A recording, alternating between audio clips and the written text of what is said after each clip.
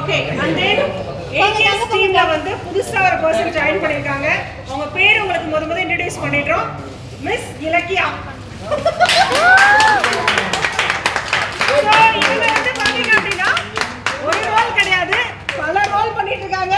Bakery, canteen, super market, kitchen, முடியல multi talented person. So ஒரு சின்ன கிஃப்ட்.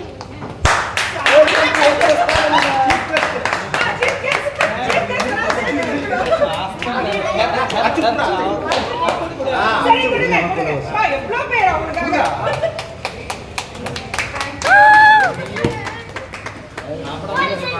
And then என்னுடைய ஒரு சூப்பரான ஃப்ரெண்ட், என்னோட குக்கிங் ஃப்ரெண்ட்.